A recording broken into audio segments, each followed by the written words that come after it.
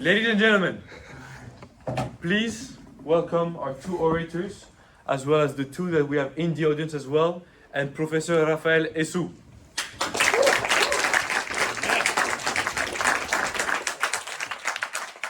This is the first event organized by SpeakElite in partnership with EBS, which we also thank for making it possible. This event aims to promote speech, to promote the art of speaking, of rhetorics, and of spreading ideas and thoughts without exchanging other forms of conflict such as violence. Here at SpeakElite, we believe that exchange is everything, and it's this way that we make progress in society and we move forward. How this is going to go is that we have chosen and practiced two topics which we found of most relevance. The first one being, does religion benefit developed societies? You see, this topic, such as others, can be extremely polarizing. But let us remember that we must promote speech before anything else. Here today, if we have the insights of Dr. Essou, it is also for us to learn from those prestations, to enjoy the entertainment that they're going to bring us, but also to learn from it. So, we're going to decide on a winner, who's going to win the debate. But to do this, we can't just say, okay, who do you believe, which side do you take, because this is biased. So we're going to start by doing something very simple. So those are the two topics, but we're going to start by doing something very simple. I'm going to ask you guys to scan this QR code and give your initial stance about this question. About, do you think religion benefits societies it operates in? And please consider that we're talking about developed societies. For example, France, the United States, London, those societies. So it's just one question, just give to what extent you think it benefits. Now at the end you're going to have the same QR code, maybe a bit different, where you're going to be able to give your new stance, your new point of view. And now it's going to help us assess in a better way who convinced the more people. Because we're not judging arguments here. I mean, we're listening to them, we're enjoying them, but we're enjoying their way of presenting and their rhetorics. That's why it's called SpeakElite and not Argument Elite. So without further ado, ladies and gentlemen, please welcome on stage Alejandro Pulido and Oscar Morel, who are going to have 3 minutes of speaking time in the beginning to present to you their point of view. And then, just like a chess match of strategy, they're going to have 7 minutes each, where they decide their own time how much they're going to speak without getting cut off. 100% self-accountability if you run out of time, you know this? More. All right. Enjoy your debate. Thank you, everybody.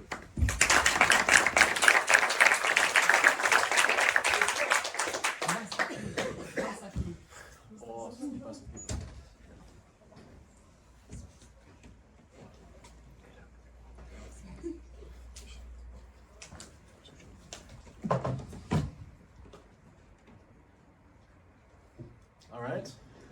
Good afternoon, everybody. I'm very excited to get to talk to you today and to Dr. Essou, especially at this time, the closing of the Easter season, where with all the good things that it brings, we often forget the reason for the season. Times like now, Christmas, or even broadly just Western civilization, we often forget that this is all built upon a religious framework, notably a Judeo-Christian framework. So with 5 concise points, I'm going to show to you why religion has been so important in bolstering Western society to where it is today and continues to be at the center point of its progress in the developed world. For my first point will be the generosity and charity that's promoted by religion. Louis Tapi and I had the chance to go to church, and at the end of the service came a man talking about his charity who helps people in Africa with specific objects for their struggles. The story that touched us most was that of a fisherman who received a compass to be able to navigate the torrid waters of Namibia.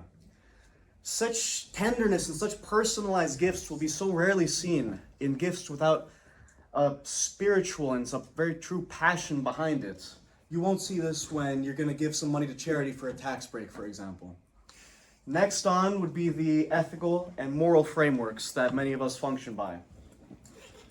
Some of us, or maybe all of us, at some point have been in some difficult situation where even some smidgen of faith can turn into a world of difference in educating how we act and how we navigate ourselves in the heat of the moment, very often for the good. Faith breeds strength, and strength breeds perseverance. All amazing traits, the root of which is, once again, faith.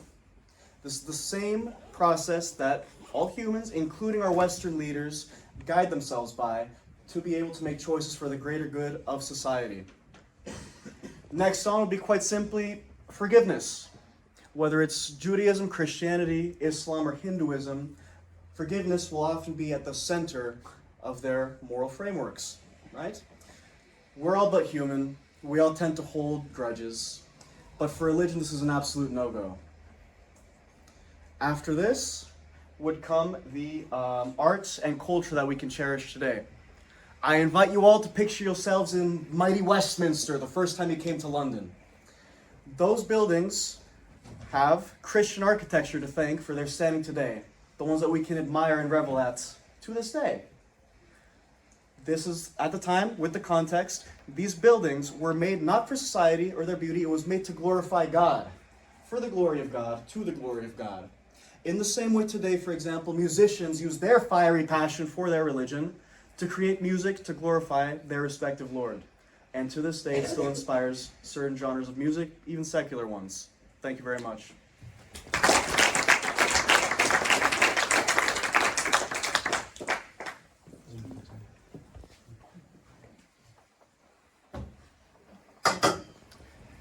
So, hello everybody.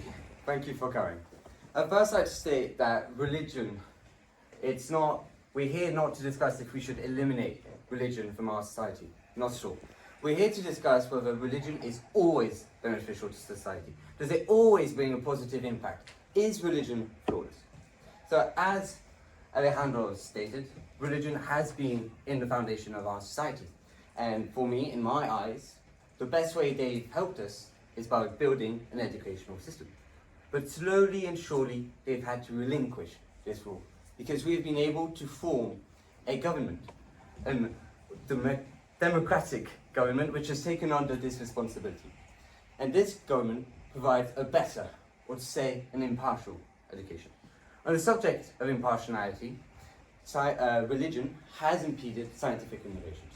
We all know the famous case of Galileo, a genius who contributed to our society by proving that our Earth, was indeed a globe. And he was rewarded by the church by imprisonment till life. But on the subject of scientific innovations, they've also censored literature. So when I'm talking about literature, I'm talking about philosophers such as Balzac, Montaigne, Diderot, Stendhal, Zola, names that would only be mysterious on a tombstone to this day if it wasn't for their courage, their perseverance. This debate that we are having would not be possible without them. And what I am expressing today would probably cost me my life, because literature is a key to evolution.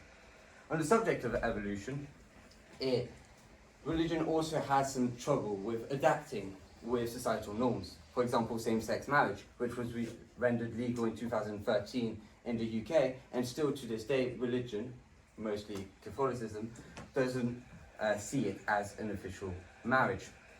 And we can also talk about avortment, which is, we can see that when political parties have some links with certain religions, they tend to destroy/eliminate this right, as we've seen with the United States. And finally, also, religion can turn to extremes, can turn towards violence. We all know terrorist acts such as the Twin Towers in 2001, the Bataclan in 2015, and even last month in Moscow. But we also tend to forget Christian acts of terror, such as the centuries of colonialism, which was under the pretext of teaching people Christianity. But also last summer in 2023 in Australia, one we all forget about, a murder made for Christianity. Thank you very much.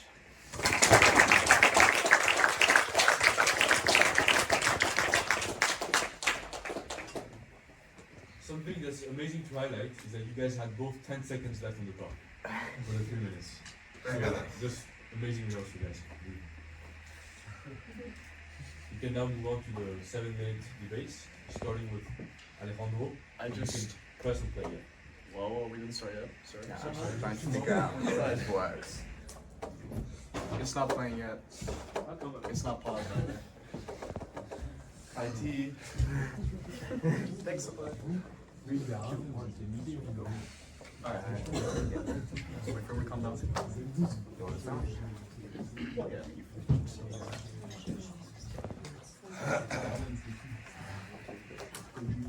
All good? All right.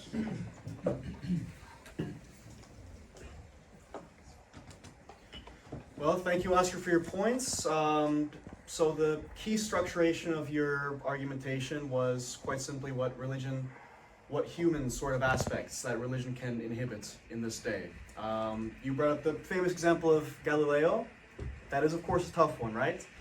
But people oftentimes forget the actual context that it was in. Now, just to be clear, I do think that this was, to a degree, a mistake, but people portray it as the brave scientist who just got arrested by some totalitarian regime in a way.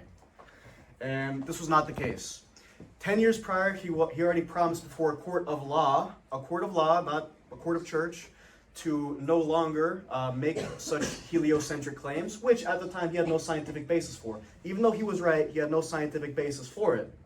So after he kept on doing this, doing smear campaigns on other scientists, he was finally arrested at some point.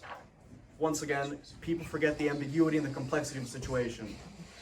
Next on for the extremism, once again, I believe that just by looking at the scripture and the teaching that has been going on for millennia, that these religions, these institutions are absolutely for creativity, for peace. The main two religious institutions, or just the main two periods of scientific flourishing, was at first by Catholic scientists who wanted to discover God's mystery better of the world, and then after that, the Islamic age of creativity. So both have been beneficial, and both have been, once again, started by religion. So first I'll tackle the one with Galileo. So you said that he was judged by a court of law before, but might I remind you that in those times, religion was increasingly implemented in these courts of law. So there was, in that court of law, it wasn't just an objective court of law. It was a court of law that was also influenced by religion. Your second argument, which could you please remind me? On the extremism. On the extremism, I mean, it is a fact. We've seen it. It has been a problem in our society. Now, the example I gave were the extreme ones, but still in our modern society, it still lies some discriminations. And some may not be visible, but they still exist. I mean, we have segregation in our cities. For example, we all know that Hampstead is mostly where Jewish people may live. Fulham is where a Christian may live. And this just creates separation between different faiths. And one cannot really be a society in unity as one community by just being all separate. And the third one was, could you please repeat the third one as well? Just elaborate on the extremism. Okay, well then. And also I'd like to highlight one thing about your speech, is that you said that we've made all of this, Westminster Abbey was made not for society, but was made for God, which shows also that in this case, you went outside the subject, because we're more interested in the benefits of religion can bring to society. And on the case of extremes, I'd also like to come back to this, because religion is in theory perfect. And it's, in my eyes, imperfect due to the intermediary that there's a man in the relationship between God and the man. And we've seen it with priests, for example, the number of cases of pedophilia in the last 70 years, which has caused officially 226,000 victims of children, and which has caused trauma, and also some have lost faith in that, and except if you think there's a beneficial outcome towards such activities. And I do think that religion sometimes may have a negative impact. Is there? Sure. So yeah, these points are very relatively straightforward to tackle. I'll just do them in some random order. As for the pedophilia, once we measured out the statistics after the Catholic Church rendered out a thorough investigation into pedophilia, we found that there's actually no increased rates of pedophilia among priests compared to any other profession, plumbers or teachers.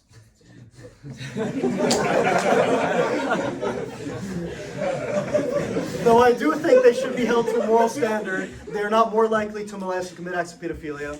As for the architecture, I think that absolutely creates a sense of belonging, a sense of culture that benefits society for a millennia to come. Westminster Abbey is about to be 1,000 years old, originally built by Catholic monks. We still see the benefit and the love that revolves around it to this day. As for Galileo, once again, I'll just remind you that he did vow 10 years prior to his final arrest to never purport such heliocentric principles. So he wasn't just quite arrested for his theories, but also arrested for disobeying his oath before a court of law.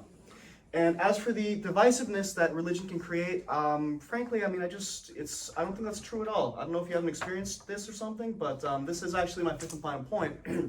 The sense of community that religion can bring, right? Once again, it's very put forward in Scripture. And for example, whether it's at the soup kitchen or whether it's at a church gathering, you're going to see this extreme drive, this extreme love just to include anybody, whether they're Muslim or atheist, people of all walks of life, people of all faith. In the book of Matthew, actually, in the Bible, Jesus tells Paul, who, when he's throwing banquets, so when he's in a position of power, to invite the poor, the sick, and the crippled. That is inclusivity at its best, my friends. And I absolutely think that at the time, this was a revolutionary idea over 2,000 years ago. So, thank you. First, I'd like to know, do you have the source for the saying that that there isn't any increased rate for pedophilia for the priests? No. No? Okay. Let's know. We're checking the facts here. You're checking the Don't have facts? to worry about it. Okay, thank you very much. And then, I don't totally agree when you say a sense of belonging. When I see Westminster Abbey, I don't see the Christian faith, I see the English culture. And I think that's also something we can see, that religion is within the English culture, but it doesn't mean that when I see Westminster Abbey, for example, I don't see Christianity, I just see the British culture. And then when you talked about divisiveness, and this is one I really want to talk about, is I felt like you said that without religion, humans can't interact together. We can't build a community together. And I actually disagree. I live in a Christian residence, and I've got 90% of the people there are Catholics. 5% are Protestant, and I'm probably the 1% who's atheist. And the Protestants said to the Catholics, would you one day would like to come to our Mass? And the Catholics all act very nice and say, yes, it'd be lovely, I'd love to come. And at the end, they tell me like, but I mean, I don't want to come, it'd be awkward. And I feel in some way insulted to go towards their Mass. So I do think that it can also destroy communities, and we've also seen it recently with modern day conflicts. Modern day conflicts such as? Do I need to say it? Such as the Israeli-Palestinian conflict, but which we shall not elaborate on today. I don't think that one's a religious war. That one's based largely on territorial claims, which Israel doesn't have a religious claim, supposedly, to that land. As I said, we're not talking about it. Right. As for the main point there was not fostering the sense of community. I saw no ill will from the Catholics that were hesitant to go to a Protestant service. There seemed to be no conflict there. Yeah, I'll get more to that.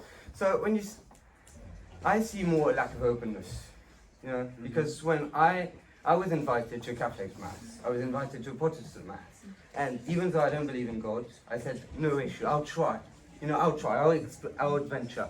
I'll try and see what it's like. Maybe they'll turn my mind around. But at least I tried, And also, on the lack of openness, I like to go towards education, because I think education is one of the most important part of our societies. Because if we mess up education, we mess up the next 30 years of our generation. And some Christian schools or religious schools may have a benefit, but mostly it can indoctrinate people. It can indoctrinate children and limit their critical thinking. being more rigid in their way of thinking. And we've seen it especially last month in France in a high school where a Muslim school, if you need to know, were found that there was no books on homosexuality. There were books promoting sanctions against blasphemy. Blasphemy is when one critiques religion, and that if someone does any act of blasphemy, they should perish and should die. I'd like to know your opinion on that. It's a spiritual death. It's not an actual physical death. There's a large difference between both. Actually, touched upon the Westminster Abbey being part of English culture. I don't disagree with that. I mean, it's a big cathedral, so it's going to be religious to a degree, but it's a religious building that now is part of English culture, and I think that's a beautiful thing. The sort of interlocking of nation and faith has been a great thing, and now we have one of the most iconic buildings in the entire world. Once again, just for the sense of community, that's just regularly promoted, and we see it, all examples, across all aisles of faith, not just in the Western world, throughout the whole world, right?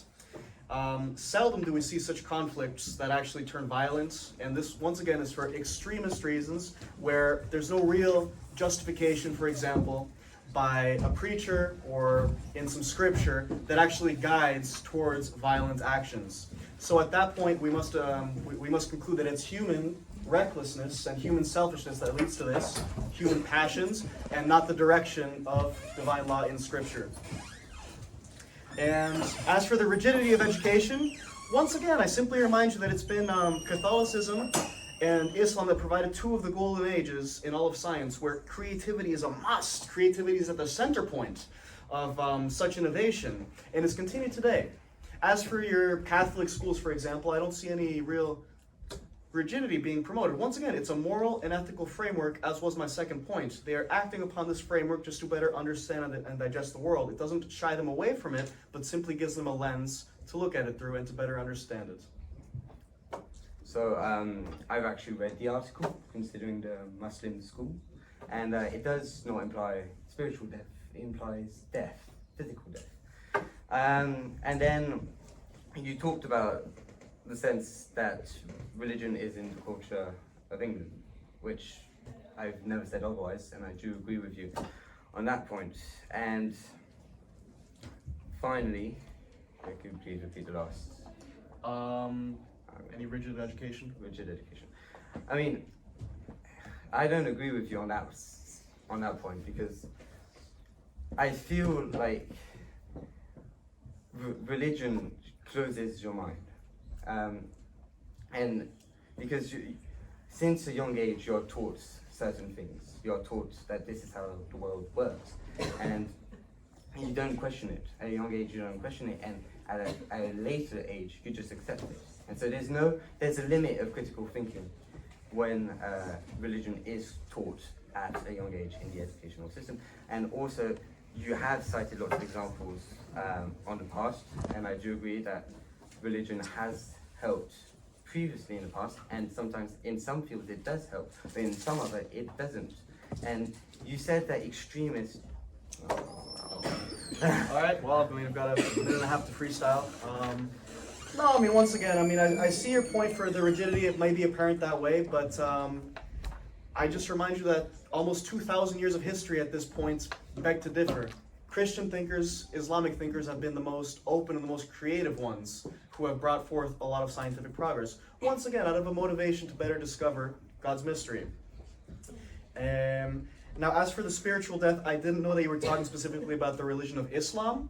And this is a very important one to cover because it was made during a very war-torn context around the year 600. So a lot of these things about physical death are often at the beginning of the book, right? The second and the 9th chapter. But you see, as it goes along, where Islam becomes more established as a religion, it becomes more peaceful, it becomes more sensible, right? And Muslims today, billions across the world, have grown the good sense to understand that we are not in a time of war and desperation, so we can have this urgency to frankly just be violent and in this sort of war context.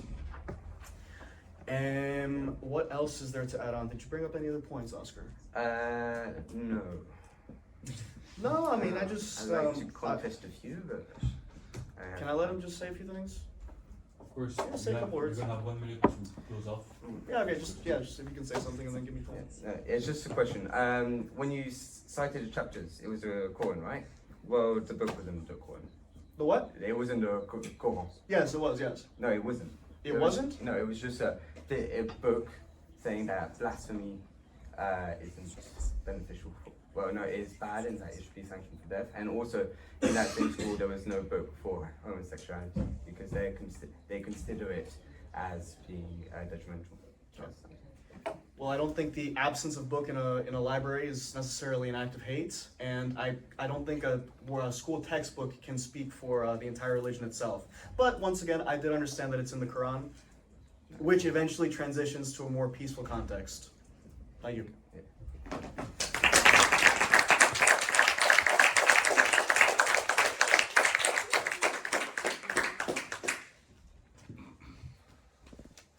You wanna have a closing argument? A closing, Sure, would you Well, like I to? start? Yeah, could you please?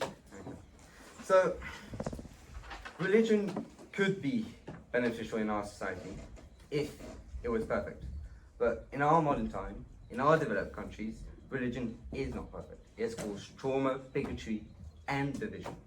And it can indoctrinate individuals, manipulate them, and also limit their critical thinking.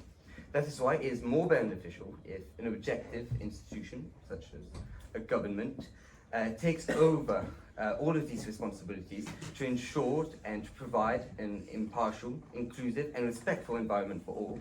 As in our countries, it has been more and more clear that diversity is at the core of our societies, and that a diversity that needs to be respected for all different faiths, and even the faith of the non-believers. Sure, in regards to the courts of law, that might be better than religious institutions. I just think that they take three inspirations, that of the Romans, that of the Greeks, and that of religion, be it Judaism or Christianity. So you could say to a degree, these are operating under a religious framework. I'd just like to close off by saying what I have before, in a different light, of course, just that religion, once again, throughout these past millennia, even past Christianity before, has been extremely useful and just at the center point of actually moving our society forward in terms of scientific progress and in terms of the individual. Individuals can actually get motivation, whether they want to or not, because it's in the book, in the law, to include others, to be faithful, and just to move forward with a compassionate light. And we see billions today acting in this light, and I suggest for you not to look at the example of the few thousands, if not hundreds, that misconstrue their arguments and their scripture for a violent and selfish gain. Thank you.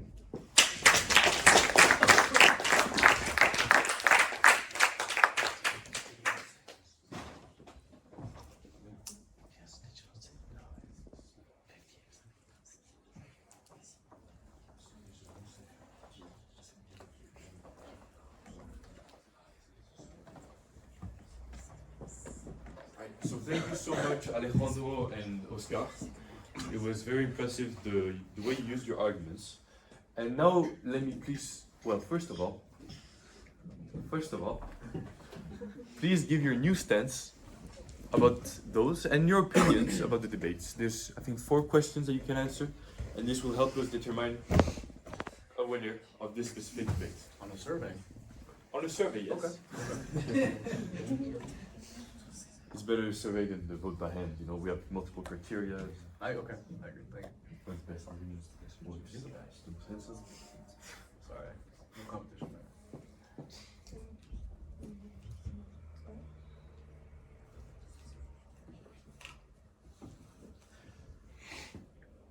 So, to begin, as you finish answering this survey, the way we have prepared for this debate and the way our debates in this company operate is that we give our participants, our orators, a very distinct framework in which to operate. A framework that gives them the arguments so that they can focus fully on the way they present them. In this special instance, both Oscar and Alejandro had already pre-established opinions, very strong ones, about this topic, meaning they brought in new sources, new data than what we had provided. And yet, they were able to use rhetorical methods and techniques to present them. Those were the cards that were assigned to them. On each card, you can see 5 bullet points from each of them. And what we're really trying to establish with what we're doing is to help them and guide them using the best methods possible. For instance, for the argument of religion benefits society, promoting ethics and good morals in political life, here Alejandro used a perfect example of talking about the African man that we helped, the fisherman, by the charity help, by sending him the GPS and the compass. Here he told the story and he related with the audience. I don't know to what extent they worked on you, but on me it worked wonders. They really did. And on Oscar's path, he did use very good arguments using the pathos emotional appeal on some of them, such as the rejection of social progress. And he did a great job on that as well, and on my part it worked really well. So without further ado, I welcome Professor Dr. Isu to give his feedbacks as an experienced teacher on this debate. Thank you.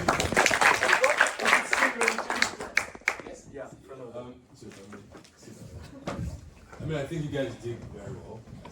For first timers, you guys did really well. I love, especially like the opening arguments. You know, sometimes when you go to court, you have to try and draw in your audience. You know, opening arguments. Because honestly, I mean, I won't tell you how I voted, but then when I had, I think when I had both your opening arguments, you know, I started to see, okay, maybe my position is wrong. You know, so those were really good. Secondly, especially when I was younger, they taught me wrongly that debating is always about speaking fast, you know. But again, it's all about communicating. So I think sometimes it's best to take your words slowly. You know, the main thing is that you're communicating properly with the audience so that they understand you. You have to draw what your tones, your inflections, just so you draw them in. Because at the end of the day, no matter how, if your arguments are really strong, and then people still don't feel like it's communicated to them, you might not win that debate at the end of the day. I'm thinking about it with politics, you know. You could go prepare your arguments very well, you know, and then use someone like Trump, you know. Yeah. Yeah. You don't win, you know. Yeah. At the end of the day. Now, another thing, and this is just constructive feedback to both of you actually, is there's a lot of I. To get to appeal to people, I think it's very important to try and tap into popular belief. So don't make it seem like, oh, it's just your preference, because in certain regard, it just seemed like it was your preference. This is what I prefer. And what you prefer is not what the next person might prefer. But then try to tap into school of thought, because at the end of the day, whatever preference you might have, there are a group of people who think the same way. So just try to say, oh yeah, that many people believe, or a bunch of people believe, or just give some stats, you know, just so don't make it seem like, you know, it's all your preference at that point in time. You know, just try to make it seem like, you know, that these are widely held beliefs, and then people might think, okay, rather than me joining Oscar or Alejandro, I'd rather join, okay, it's more credible if there is a society like this, or there's a school of thought, or more people thinking in that direction. Now, bringing in a bit of court from experience, right? Especially in law, when you're in court, if you, for every averment, call it averment, so for every claim that your opponent makes, you must make sure you address it. Now, if you don't address it, in law, it is deemed that you have accepted it. So regardless of, you know, your lack of data, or you feel like, you know, it's such a stupid point, you have to make sure you address it, because if you don't address that point, it might be deemed that you have accepted it, right? So make sure every key point that you need to address that. So in that regard. Now, if you're not really sure, and then Oscar tried at some point, I mean, try to use so it's what we call a dead cat strategy, you know, a dead cat strategy. So if you feel like your opponent has made a really good point and you feel like you can't really counter that, then ask yourself, basically create another scenario, create another question, and then make your argument in that regard. So, you know, it's a metaphor for, imagine somebody talking about something and you place a dead cat on the table, then everybody will be forced to focus on that dead cat. So we'll try and use the dead cat strategy if that is fine. Just basically, if you feel like your arguments aren't strong or reporters aren't strong in that regard, you know. And I think, yes, Oscar, you did that, especially with your open arguments, where I liked particularly how you qualified the question, where you said, because the question was, is religion beneficial to all societies it operates in? Well, the question is it always beneficial? So at least that kind of paints the context in that regard. Then Alejandro, honestly, you should be a politician. If you came to me and told me to vote for you right now, I would vote for you. Yeah, that's really good. I really like your tone, your cadence. The inflections. Basically, it drew the audience in, which was really, really good in that regard. However, in certain regards, I feel that a few points could have been taken home. Especially the point on arts and culture. I feel like there was a perfect leeway to tap into the issue of tourism. There's a whole market with religious tourism so I tell you, for example, I was watching videos last night. The biggest church in the world is in St. Peter's Basilica. Yeah, and that's the one in Ivory Coast, I believe. Sorry? There's a very big church in Africa. That's a newer one. Yes, in Ivory Coast. Yes, Ivory Coast, Masukri, and it brings thousands and thousands and thousands of tourists, there. So there's also that economic angle at that point in time, or when people go on pilgrimage to Jerusalem or go for Hajj in Mecca, there's always that economic point. So I feel like that could have been a really, really good point, and I think Oscar would have had a very difficult. He would have had a very difficult opportunity to rebut it, right? But then, I mean, all in all, I honestly, quite frankly, impressed. I feel like maybe study law, because the debate in general was really, really good, and now I have a very tough choice on who to vote for, the position to vote for. But I felt like it was really balanced. I like how you guys, and very importantly, I like how you guys were very respectful. Temperaments were really cool. Even I myself, I'm not really. I'm very hot-headed when it comes to arguments. I'm just flare. But I like how you guys were really, really cool. It was very respectful. It was very constructive, and I think you guys do well going forward. And good job, guys. That's just my opinion. Thank you very much. I should probably have had you debate because this man, ladies and gentlemen, he listened to a 20-minute debate and he spoke for 20 minutes. About giving feedbacks. So honestly, I don't think I could have picked anybody else to do a better job at just. Thank you so much, sir. Really. Please, another round of applause. Now we will have time to take. What time is it? You out of battery? Okay, perfect. We'll have time to take some questions. We have 10 minutes left. So, those are just for fun. You see, they don't count as debates, but let's just see what you guys have to ask. Kian, please. So, I just have a question for you. Sir. Okay. Imagine yourself being a friend of mine. I am your friend. Okay. And tomorrow morning, for whatever reason, you don't want to be my friend anymore. Okay? And I say that because you don't want to be my friend anymore, we have to kill you. Am I a forgiving person? No. Okay. Well, Islam is exactly the same thing. Islam says that a Muslim person that stops being Muslim should be killed. How can you say that Islam, because you said religion, so you were speaking about Islam too, how can you say that Islam is a forgiving religion when they have principles like this in their book? First of all, I don't want to pretend to be the expert on Islam, right? I mean, I've only brushed over the Quran at some points, but these sorts of verses, the more violent ones, will be at the start of the Quran. I mean, notably Surah 4, verse 34, and Surah 2, verse 130 something. It's at the start of the Quran, which once again, it was started in a very warlike religion in the Middle East, in that sort of context. Once again, you see a transition later into more peaceful, more forgiving, more what we would see today. We see more of that context coming in after. So there's a transition. Excuse me, where's the transition? The book is still the same. Of course, still the same book, but you won't see those sorts of orders in the later parts of the Quran. And so, Muslims in 2024 read the beginning of the book too, they don't start at page 62. Of course, but the work has to be studied in full, right? Context is very important. Once you see the whole work, you can see the nice transition. And in the whole work at the end of the Quran, they don't say, oh, excuse us, there was a misunderstanding at the beginning of the book, actually you don't have to kill them, I think there's a disclaimer. No, I'm joking. But no, that is true, right? That could be seen as a flaw and those are the verses that ISIS uses to lead out acts of terrorism. but once again, it's a misconstrual, it's a misinterpretation of the Quran. But once again, I'm not the expert. So that's it. When something is good, that's a religion, and when something is bad, it's a misinterpretation. It's always the same thing. When there is a negative point in religion, it's a misinterpretation. Yep. The real and profound sense of the religion is not that. And when there is something good, yeah, that's exactly what Jesus wanted. That's exactly what Muhammad wanted. You know, Yeah. it's two. Comment on dit deux poids, deux mesures? Two reference points. Yeah. Yeah. Do you think that ISIS, for example, they're leading out the acts that are justified by scripture in the Quran? What do you think? Like if ISIS's actions are based on Quran? Yeah. Yeah. Okay. Okay. You don't think so? Well, I mean, it's just at the very beginning, the small smidgen that they take. At some point, it's not the fault of the whole book if they only read the small sections that they pick out to carry out their selfish acts of violence, right? They're not trying to build any sort of religious mission. They're trying to build an empire. They tried to. Thankfully, they're much less powerful now. But it was for selfish reasons. That's what you think. Your real mission is to give glory to God and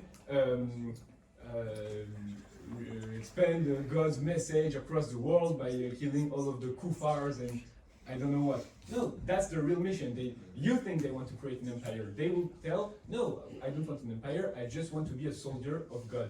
And I will tell you, comment des dérives. Extremism acts like this have already existed in Christianism too, since I think for like at least 300 or 400 years there was the Inquisition where Christian people killed women on no basis, without any on no basis. Hmm? On no basis. You said it yourself. No, on no basis. On no legal basis. Like they found a woman because she was ugly or because she smelled bad.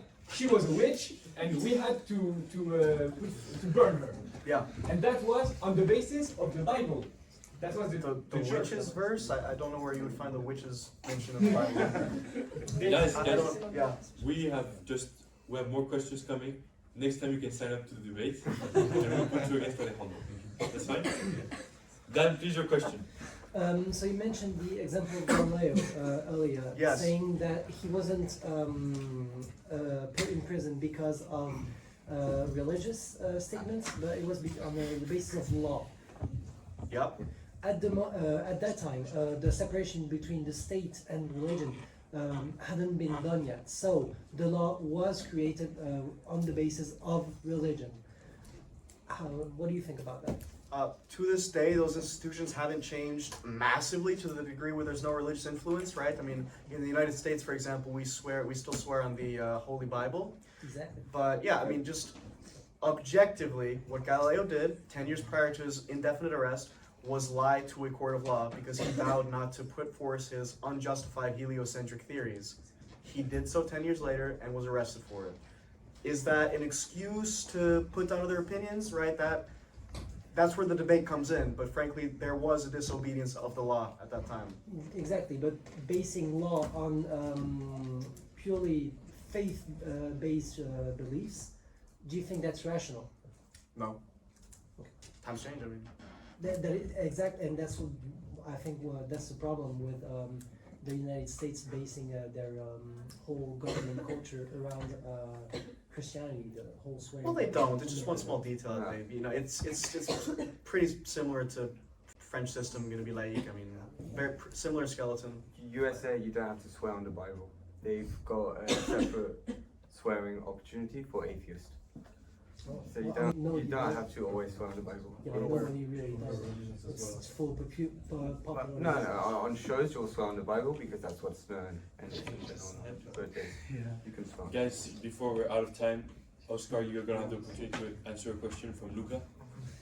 Yeah, just one very personal, short question. Okay, go for it. I just want to hear from you if you believe you're not profiting from religion at all in your public and everyday life. Are we outside? We're outside the debate. That's a debate. Okay, I think personally, religion does have some benefit outcomes to society. I mean, on a personal point of view, the residence I'm in right now provides me with lots of help.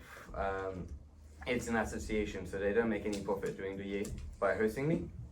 So, I mean, on a daily basis, I benefit from religion. The people I meet are incredible.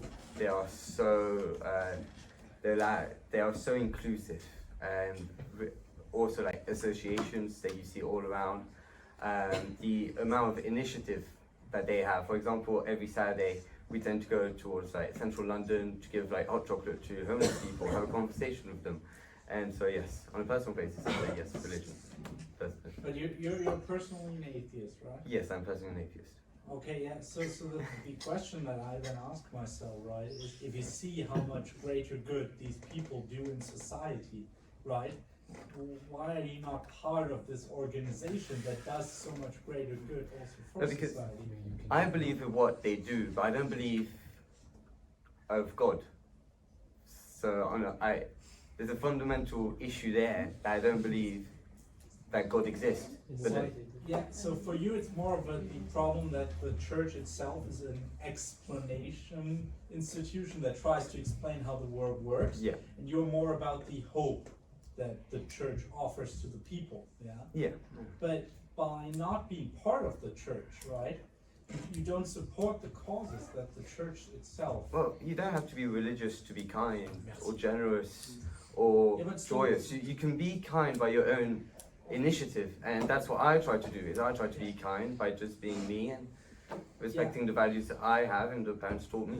I agree with you, but of course you're a full-time student. Yeah, you don't have the time all the day to take care of poor and homeless people, and that I 100% agree with that. But that's a bit of the church's purpose in our society, in our communities, to actually go in and help those people in need. And one day, if you're the person in need, you will also rely on church's help, for example, yeah, for that reason. So Yeah, but for example, I don't need to be religious to join these associations. yeah, of course not. Yeah, So- that's your personal thing. But I think generally just supporting this institution as such, yeah, brings so much greater benefit to society. But I think we're also running out Yes. of time. Yeah, just since Alejandro had 2 questions, we have another question for Oscar, so very quick please, so we can have a break. Okay, you said you don't believe in God, but you understand that the church can do a lot of good. Yes. So wouldn't you say that the fact that the church does a lot of good is a symptom of God's benevolence, and so therefore the positive effects that the religion creates is therefore a symptom of the free will itself? So, The biggest charity in the world just so happens to be called the Catholic Church.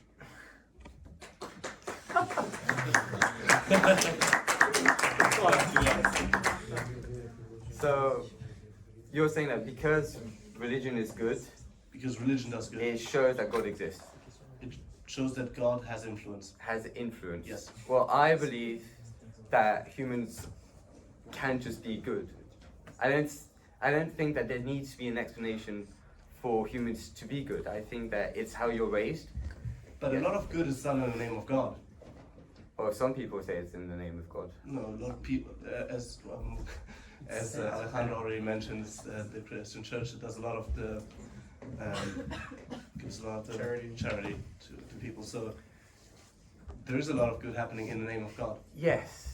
But there's lots of good. There's a few. I'm not going to say a lot, but there's a few also of bad things made in the name of God. And I think that saying that God exists because there's things that are made for the name of God doesn't mean there's a God. I mean, I could say I do lots of things good for someone, doesn't mean that someone exists. For science. It's said to be made. Ladies and gentlemen, But this is a very, very dense event. You are being fed big information, a lot of it.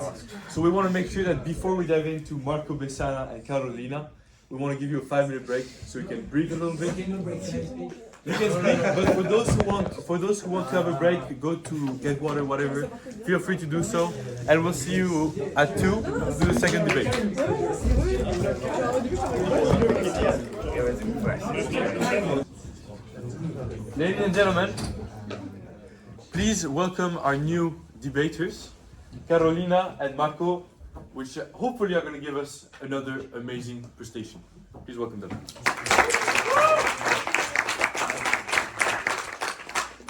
Again, just like last time, I invite you to scan this to give your initial stance on the topic of: are government amendments authoritarian? But not just amendments. Are government amendments which have the power to bypass the democratic votes of their countries, are those amendments autocratic? An example you can consider is the French 49.3 amendment, which was used to bypass the General Assembly and pass the new retirement age. Is this authoritarian? On you to see. And without further ado, I leave the floor to Carolina and Marco for their 3-minute introduction. Here we go. All right, thank you very much. Good afternoon, everyone. So, I'm not going to lie. The first time I read this question, I found it a bit obscure. You might wonder why we're debating such a, one could say, bureaucratic measure. We're delving deep into the constitution of many countries. I'm thinking Article 77 of the Italian Constitution, Paragraph 3, Article 49 of the French Constitution. Why are we talking about this issue at all? Well, the reason for that is because, as I know Catalina is going to argue, such amendments have a lot of power, possibly, one may argue, the power to strip us away of what is most important and most dear to our countries, liberal democracy. But it is going to be my point today to argue that these amendments that allow, that give the executive the power to pass laws without approval of parliament, it is going to be my point to argue that in a liberal democracy they can be good, they can be fundamental, and they do not impede the democratic process. Let's think just for a moment about the example Louis proposed. Let's think of France. Let's think of the amendment, the retirement age law that was passed just by Emmanuel Macron, just by the executive. Well, wasn't that, one could say, an overreach by the executive? Well, the answer is no. No, because the Constitution of the Fifth Republic incorporates in itself the power to grant the executive a legislative power. There's a reason for that. The reason is because in the Fourth Republic, the power was too concentrated in the parliament. They were indecisive, and in times of crisis, the government crumbled. And for this reason, the executive was given more power. Why? Like Alexander Hamilton said in the Federalist paper, Federalist 70, 1788, an executive branch of government has to be unitary, has to be quick, has to be decisive in times of crisis. And those decrees, those amendments are exactly what allows the executive to do its job and to lead the country forward in times of crisis. Indeed, when the National Assembly of France couldn't decide on the retirement age, well, the executive stepped in and made the choice. As long as these amendments are used in a liberal democracy, where the people have the power to hold the executive accountable, where there is a system of checks and balances such that the power of the executive may be kept in check, then these amendments are not undemocratic. And this is exactly the situation in which we find ourselves in the United States, in Italy, in France, and so on. Because these countries all have, one way or another, a system of checks and balances on this. The president can pass a law without approval by the parliament, but it needs to be approved by the parliament, by Congress, in a given amount of time. And this is the case in Italy as well, and in France, they can vote no confidence. The measures are there, and this is why these amendments are democratic. Thank you very much.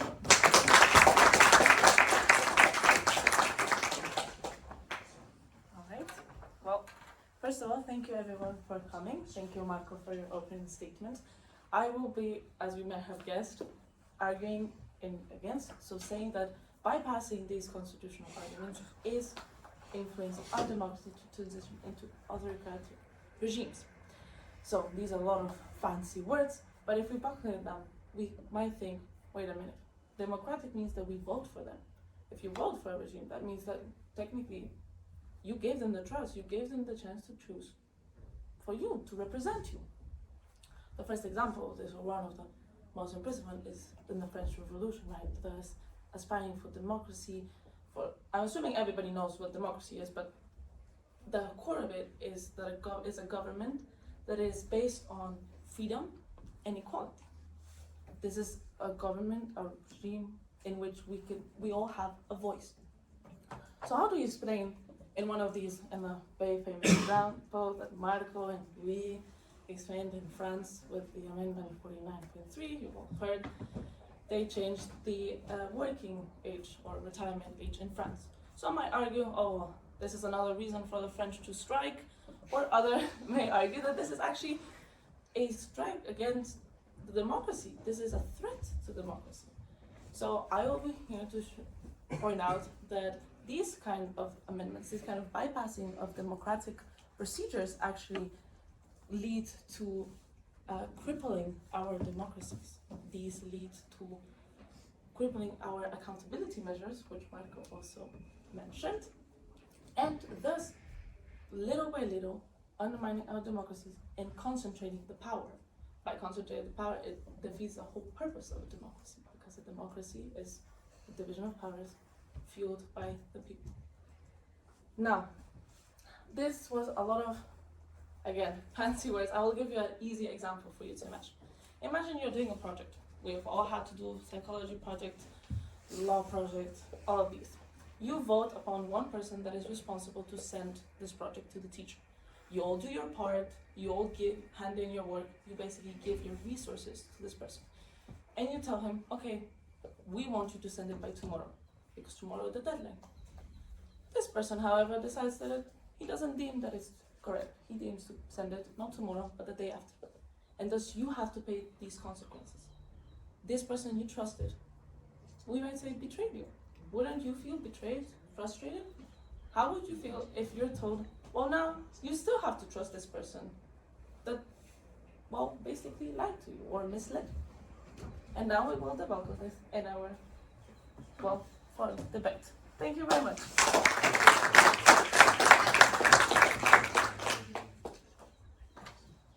Shall we? Do you know the story? I think I do. Yeah. Do I? I can do it. Like this?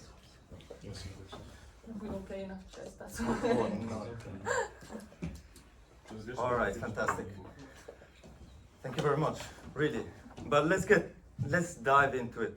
So you made an example with the group project. You assign a person and that person has to send the group project. That person lies to you, doesn't do it, and then you're all in a mess. And that's clearly a metaphor for our countries, but in reality, it's the wrong metaphor. Because in our countries, you don't elect the president or the government so that they may do your will. You elect a government, the president, your representative, because they know more. Because you cannot be there every time to vote on every law. Because you don't have the expertise, the capabilities to do so. You vote that person because you trust that person to make the right choice. And that is why it is good for someone like President Macron to not be influenced by a million people going into the streets and just striking, as they always do, against these measures. That is why, because a leader, a true leader, is elected to do what he thinks is right. Thank you very much. I do agree to a certain point that it is true. We do vote for our representatives, not only to represent us, but also because we believe that they're doing the right thing. However, I do also believe, or we might argue, that there's a fine line between who decides what's the right thing and what's the wrong thing. I mean, if we go into extremes, if we go into extremes, I mean, I'm assuming Erdogan thinks he's doing the right thing. Vladimir Putin is probably thinking he's doing the right thing. These are presidents or prime ministers that are officially elected democratically. We might argue yes or no, but but the thing is, we elect these people to represent us, to do the right thing. But if you feel that it's not the right thing, how are you supposed to say it if they're in power, if they control these institutions? Thank you. There are elections for a reason, and that reason is to hold the government accountable. Where do you do it? When do you do it? Definitely not striking, definitely not interrupting the economy. But what you do is, in the next election, you punish the person who did what you thought was wrong. And you mentioned people like Erdogan, basically dictators. Like, definitely dictators like Erdogan, Putin. They have the support of the people, but that's why I stress we're talking about liberal democracies. We're talking about countries in which the people have the right and have the ability to hold the government accountable. So those examples are not valid in this case. Thank you. All right, fair enough. You may not appreciate my examples, but it is still if we're talking about democracy, you want to specify to liberal democracies, we can refocus our example on that. But okay, take a close example. In Hungary, for example, would you agree that that's more of a liberal democracy? No. No. Well, I can give you the reasons. no, go ahead. I mean, I agree. I'm just stating the two, understand where we're standing. Definitely. But okay, in France, for example, you're telling us that if people are not happy, they shouldn't strike because they're stopping the economy. Agreed, I'm not French, but so what? They're supposed to wait until the next re-election to then hope that the next person change this amendment that is going to affect their lives. Because okay, 1 year, this is maybe like a very specific example, but this is something that affects. So you're telling us, oh well, just wait until the next one comes and hope for the best. Yes, as striking as it may be, I'm actually suggesting people to be serious and to respect the law. It may be crazy, but that's actually what I'm doing. So instead of going into the streets, striking, interrupting the economy, throwing bricks at the police, starting fires, doing arson, instead of doing that, stay at home, be a serious person. If you really care about it, call your elected representative. You may convince them, you may say, listen, I know people in my neighborhood don't like this, and next time you're probably not going to be elected if you go through with this. This actually works. So there are several ways in which you can legally, as an adult, go ahead and try to convince your politicians to vote the way you would want them to. But the main way is definitely through elections. This is how our system is built. This is what has made our system so great, greater than any other system humanity has ever seen. That is why our countries are so above all others. That is why we can look from the bottom up. Countries like Russia and China, because we believe in liberal democracy, because we believe in elections, because we believe in having our voice heard through debates and through elections as opposed to as through violence. I definitely, I am not promoting violence by no means, but if you, okay, say that the way to solve these things is not to strikes, not to throwing bricks, in a more peaceful way, in a more civilized and serious way. But then wouldn't you argue, if you're in a democracy, which supposedly the people you voted, you're elected for, are representing you, don't you think we wouldn't need this? If they listened to you in the first place, you wouldn't need to strike or go through these serious measures to make yourself being heard. You wouldn't have to wait until they already decided that this amendment is gonna pass for you to be like, actually, my neighborhood and I don't like this. Well, I would need to challenge you to find a better system of government. But with that being said, most definitely, the solution, I think we can agree, would never be violence. Would you have to wait, then you ask, to propose a substitution for the government? Well, the answer is actually yes. That is how the system is built.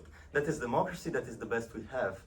And really, authoritarianism, which is the alternative effectively, does not offer a promising path out of this. They may offer you quick rewards like effectiveness, quickness in response, but you will lose what you have most precious, which is your rights, your liberties. That's what we have right now. And childish behavior, like the one we saw in France, where hundreds of thousands, even millions, protested legally, and the problem is illegally. Well, that is what is going to bring our democracy down. And what we have seen last year in France was seriously scary and worrying as a non-French citizen. I completely agree with you. I am not here on the side of protecting authoritarianism. To the contrary, I am telling you that, well, I'm putting all of you guys as a voice to showcase that exactly this is the country. We need to protect our democracies. We need to make sure that they're well taken care of, that our institutions are fair and equitable. We need to make sure that they're held accountable, that the power is well divided. That's absolutely for sure. And as a non-French person, it also scares me. But I think it is not about, I mean, we can go on and discuss about how the French deal with their anger issues. I don't think that this is the point of our meet today. Also because our main audience is French, we might anger them, enrage them, sorry. So my point was that absolutely, protecting democracy is crucial because this is one of our jewels nowadays, especially in Western Europe. This is something we take pride in, Western Europe and Western world in general. But then, exactly, that's why we come back to the same, like kind of as a circle. This is why I would argue that taking such measures, you might argue it's within the Constitution, or they have the executive power has this right to do so. But this, as a general public, this seems as a threat to your individual rights to be heard. So how would you explain this to us, to a normal citizen? No, actually, you are being heard, but not right now, because right now we can't agree, so he's deciding. The answer to this question is, turns out you're never actually heard. So even if the National Assembly gets together and tries to pass a law, you're actually not heard. Your representatives, the ones you elected, are heard. That's how representative democracy works. That we cannot have 60 million people vote every single time, and if we could, we wouldn't want that, trust me. So we have your representatives in parliament vote on laws, vote on legislative procedures. So the fact that the president now steps in, or the cabinet now steps in and decides to pass this law once is one, in a way, a system of checks and balances against the parliament. And that is one of the reasons why from the Fourth Republic to the Fifth Republic, well, now we see 49.3 passing, because as a measure to counter parliamentary supremacy. So that's one. And two, if within a system of further checks and balances, like we see in Italy, like we see in France, like we see in any liberal democracy, well, if we find these amendments within a liberal democracy, then these amendments actually speed up the processes without taking away our rights and liberties. Okay, thank you. So, of course, I will not argue with you. At some point, there needs to be a decision being taken care. But you must agree with me, this is a very heated topic in France. I mean, they really hold on to their retirement age. They don't want to work. So why anyone, like, I don't know the president, I don't know if you know him, it would be interesting if you do. There's no way they didn't foresee that there would be a revolt, a strike, aggressive or not. Yeah.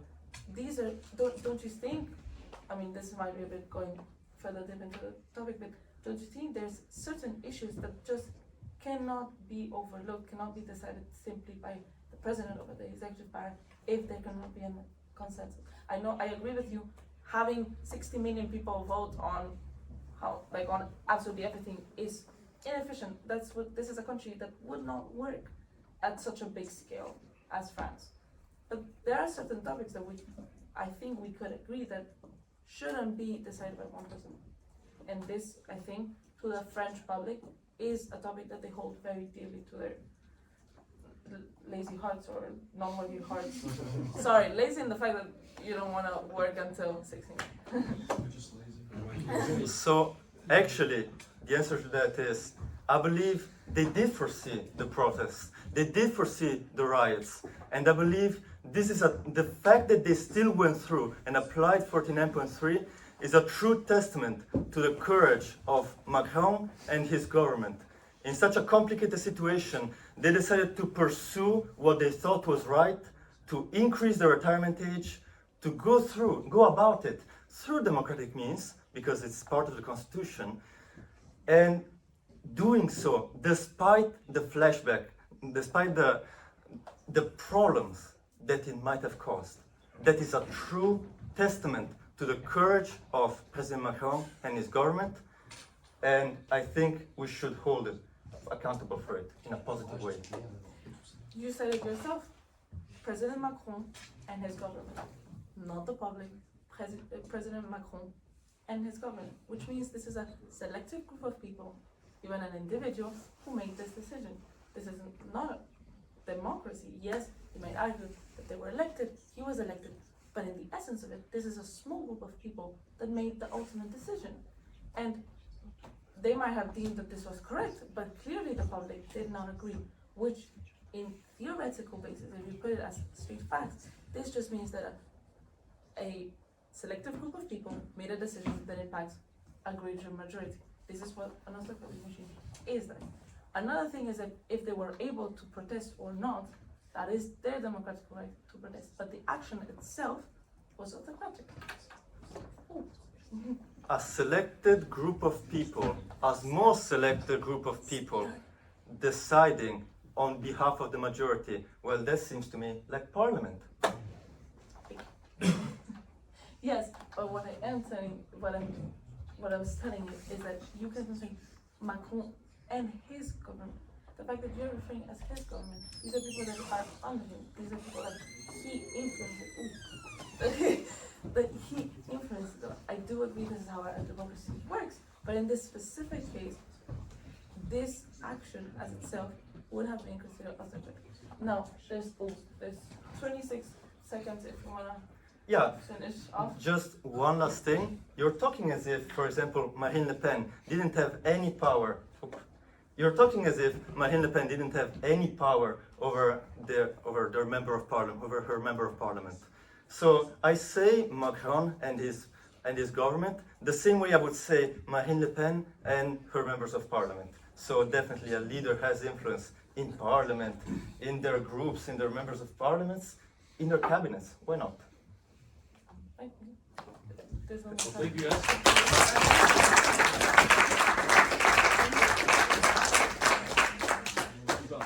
And just like the other debate, maybe perhaps you guys want to have a closing statement of up to a minute. Yeah, of course. Thank you very much. So, as I said at the beginning, these kind of bypassing amendments of the Constitution would be considered as a threat by many to our democracy, to its government, to our rule of law, to in general the institutions that it represents and the values that it upholds. This is done by, as I mentioned, concentrating powers, dismantling the accountability mechanisms, though we are back and forth about that, and again about the civil liberties, about the voice of people, how they're heard. Again, this is a topic we discussed, but in general, I would conclude by saying that all of these bypassing, whether they were elected representatives, these are still damaging the core of our democracy. It is still making people to lose faith in our democracy. And what is a democracy if not people that give trust to be represented, that trust a system that will protect them? Thank you very much for listening.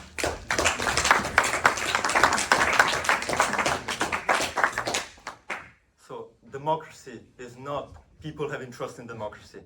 Democracy is people having their rights and liberties, one could say their God-given rights and liberties, respected, and having the power to decide who's going to govern over them. Well, these amendments that we discussed today, not only do they not infringe on people's rights and liberties, but they actually secure them by providing an additional checks and balances on the power of the parliament and by speeding up the procedures within the government, securing people's rights and liberties. Thank you very much.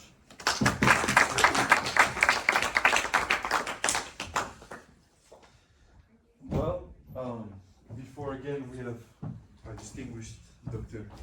Raphael Esou commenting on this. Let's just take a look very quickly at the cards that they were given to examine and to take advantage of for this. Oh, actually, before that, give your thoughts, of course.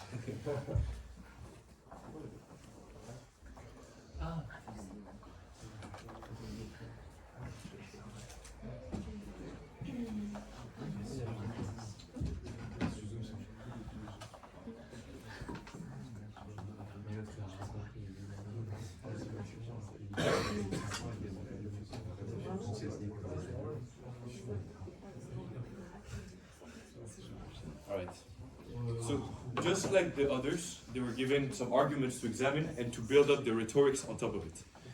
So if we take a look, governments, amendment are authoritarian, this is Marco's. Something which, this is Carolina's. Something that I believe that Carolina really used well in this is the French example, and maybe even too well, because that's like, we did 80% of the debate on it. But it's an interesting subject, and it is something of the moment, so it's completely understandable that we talk about it so much.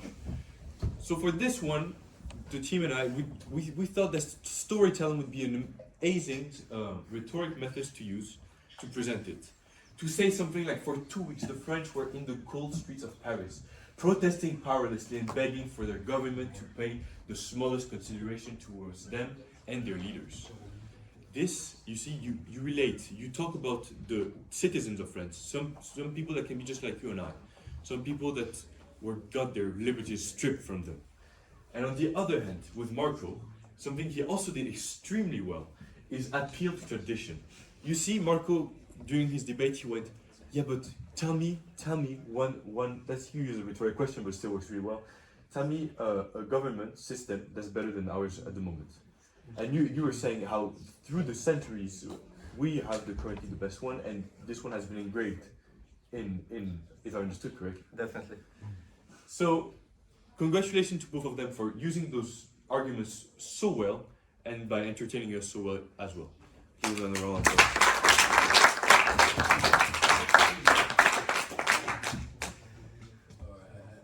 I know these two very well. Very, very good job. Very, very good job. You know you're a debater, Carolina. You never debate in class. So. You never debate in class. This is the first time I've seen you debate. Well, honestly, yeah, really, really good. I really like the practical examples. You know, I like how you guys, use France as a very good case study in that regard, and use the political happenings around Japan, and things of the sort. One thing that I particularly like as well is the passion, because again, debating is also not just about how solid your facts are, but then your rhetorics as well. I like how passionate both of you were, so that was really, really good. In terms of feedback, again, it's something similar to the feedback I gave for the first panel, in the sense that try not to, I know debates, you have your stance, but then try not to focus too much on your personal preference. Just try and, speak to the larger school of thought, Make it seem like, you're not the only person thinking like this, and people, there are a lot of people who think the same way, and then these are the legitimate reasons why they feel that way. Secondly, I think the focus of the debates, and that's one area I think both of you should work on, is you're not trying to persuade the other person, because that person's stance is already done and dusted. So I believe your focus should be on the audience. At a few points, I feel like you guys got lost in both of these arguments, and you forgot that you're the spectators here. So I think your focus should be on the audience, because ultimately, just like the game is, we're still going to vote at the end of the day. But then, if you guys were debating privately, then yes, he's your only focus, she's your only focus. But also, don't forget the audience, because you're trying to reel them in. If you feel that, okay, Carolina made a really, really good point that might have swayed the audience, then you have to try and bring us back in, and vice versa. But then, beyond that, I think you guys did very well. And then, yeah, I look forward to more of these sessions. Really good job, guys. Now, ladies and gentlemen, we're going to examine the results and pick out the winners of both debates. Questions? We should do the question first. You are right. You're completely right. Yes. Well, the floor is open. We'll start with that. I've got a question for you, Marco. Yes, sir.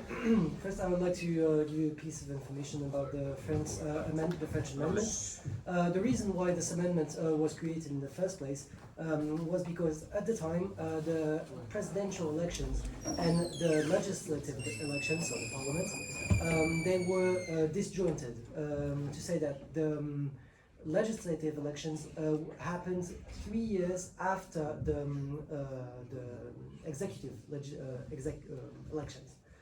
That means that during the first 3 years of the presidential term, the parliament was in agreement, relative agreement with the government in place. But to 2 years left, most of the time the government wasn't so popular, and so the opposition took power in the parliament, making it so that the parliament couldn't do anything. All the propositions were completely blocked, and so this is why the 49.3 was created. So now it is mostly useless. However, it still has some uses. But using it 23 times, like it has been used during the past year by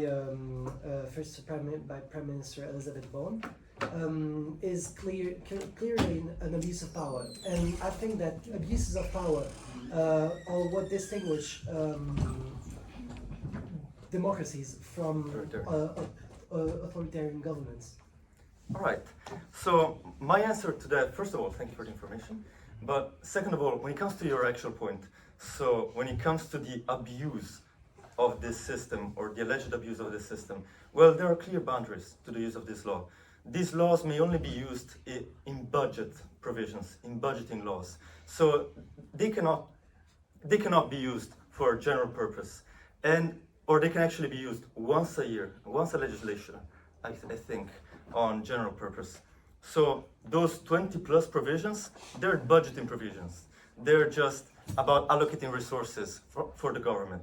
They're not the laws, most of the times, they're not the laws that are actually going to impact you directly. They're not the laws that are going to restrict your rights and liberties, because that's what we're talking about.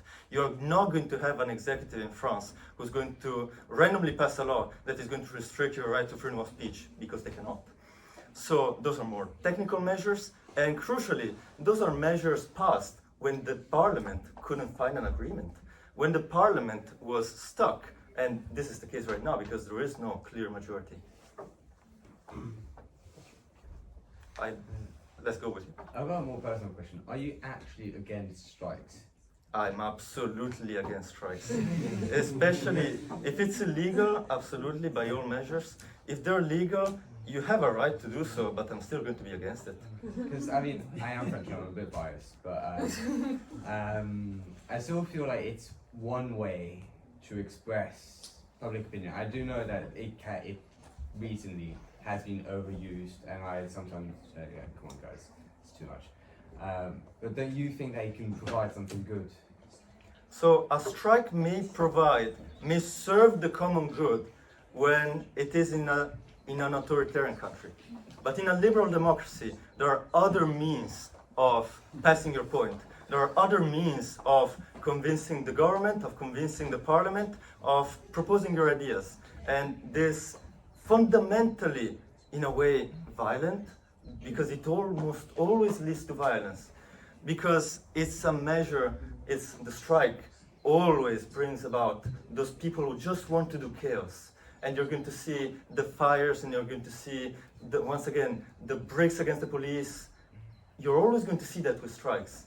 And for this reason, they should absolutely be opposed on a moral level and on a legal level whenever possible.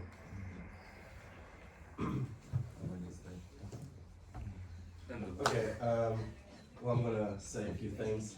Some of them we've already discussed, but I wanted to discuss them in public as well. Let's hear it. I mean, your biggest assumption here is that the state that we're looking at, or the country we're looking at, is a liberal democracy. And I think it's a good assumption. I think we can work with that. But I think what's very important, what we need to consider, is that the executive being able to avoid democratic votes works well until the wrong person is in the executive. And I think it's very important to consider that, because I have a few examples that I can bring up here. First of all, the notes. World War II example of that. Yes. First of all, the Notstandsverordnung in Germany during the Weimar Republic. We're almost getting to 100 years ago. Go ahead. We can discuss it later. First of all, I want to Notstandsverordnung, Germany, Weimar Republic, the first German democracy actually, that got broken up by Hitler and the NSDAP. Hitler used, many people believe he was who was voted, and he actually got a few votes, but he never got enough to do what he wanted to do.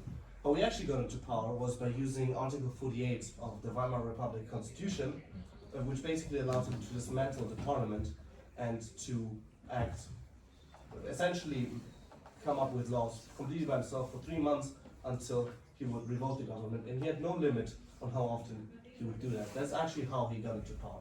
So it was a liberal democracy before, and by, yes, it was. No, go ahead.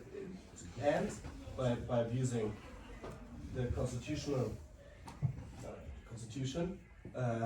he was able to kind of turn it into what we know it for today. Another example would be Singapore, I would say. I mean, it's another example comes up to me. We have a party in Singapore, the People's Action Party, who has been in power for 70 years and has been using the constitution, or has been changing the way that the voting system works, and has been changing the way that the information flow works in the country. So I would say that especially in liberal democracies, if the wrong person gets access to a maybe slightly flawed system, then this can be very dangerous. And so I think in certain cases it can definitely be called autocratic. So let's begin with the first one. In the year of our Lord, 1933, when the Weimar Republic was indeed experiencing the troubles that you described, there was the Nazi Party that was effectively turning down the vote, that was effectively scaring the population, beating up opposition members, that even got to the point of burning the Reichstag. And you may think it's irrelevant because you already told me you think it's irrelevant, but actually it's absolutely relevant because it is not a liberal democracy. The Weimar Republic by no means was a liberal democracy, and that's why the Hungary example would never work. Also, about Singapore, we go back to the same Hungary example. If you have a supermajority in power, just like the People's Action Party does in Singapore, trust me, you don't need these constitutional amendments to pass a law. You can do whatever you want, and that is the problem with Singapore. But in general, the problem is, does the use in general, and the key is in general, of these amendments for a variety of purposes, for example, for budgeting, does it automatically makes the executive of a given country authoritarian? Now the answer is clearly no. So regarding the Weimar Republic to start with, I mean, you would like to argue that it's not a democracy. Liberal democracy. I would like to argue otherwise. I'm sure my German fellows in the crowd would definitely agree. The Weimar Republic was most certainly a democracy, and once Hitler got his way, everything turned around. It was a fault in the constitution of the democracy, and obviously democracies today are more developed, have more established constitutions which work, which do not have issues like such. But if they did, and the wrong person would get into power, then that person could abuse their power and could create issues that would ultimately lead to the decline of democracy and to the uprising of autocratic regimes. I'm going to be quicker than you were. So actually, this is not the issue of the debate, because while maybe we can discuss it another time, maybe the presence of this amendment may give the possibility for an authoritarian regime to arise, but the use in general government, like Macron does, like Meloni does, well, the use in general government of these amendments does not make the government authoritarian. Until it No. limits democratic vote. Again, we had the same situation with Kian and Alejandro. I would be glad to sign you up for the next SpeakElite contest. Exactly. Together, you Let's myself. get a prompt which is a bit more precise, because here there's a lot of room for wiggling. Well, we'll discuss this another day. In the meantime, I do really want to let you guys leave as announced on time. But just before we release the winners and the prize, I know it's annoying because you guys just want to go, but let me just very quickly show you what we're about. Doing this kind of event is going to take 1 minute. And yeah, I want to just show you the cards that we're making, which is in a interest to raise your eloquence and to help you speak just like them. I don't know if you thought they were great, I thought they were, and I really want to speak like them. And using those and many others, you're gonna be able to learn extremely fast and concise information that you absorb and regurgitate in the best way possible to make it convincing. Regurgitate is maybe not the proper word because it's pretty nasty, but you did a great job regurgitating your argument, just like you, and just like you guys. So without much further ado, before announcing it, I would like to thank you, first of all. Thank you so much for your attention. And thank you to our outstanding debaters. Really, you were amazing. And most of all, thank you, Doctor, really much. We appreciate your presence here, and you were extremely valuable. And so now,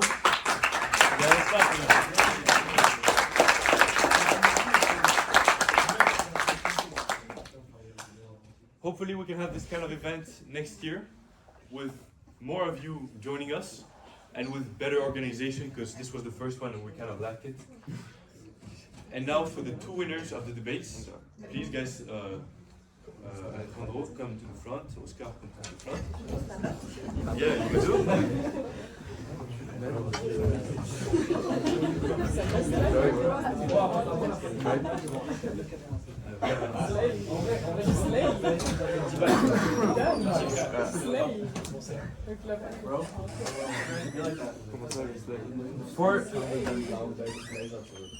Ladies and gentlemen, for the first debate between Oscar and Alejandro, it was delivered that Oscar had the best arguments. And he won with a small margin on the arguments, but Alejandro won with a bit bigger margin on the rhetorics, which makes him the winner of the first debate. Please a round of applause for him.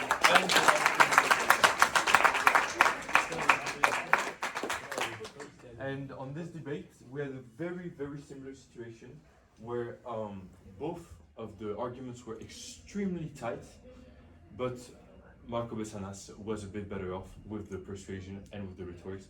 But thank you, Carolina, you did an amazing job, and please give them another round. And for this, I have prepared them some gifts. So you have red wine. You can do it and you have white wine. And you have white wine. And you have red wine. They're all French from Bordeaux. So you will have them like a prince. The bouteille of choice, of course, goes to our guest. You have Saint-Emilion. Oh!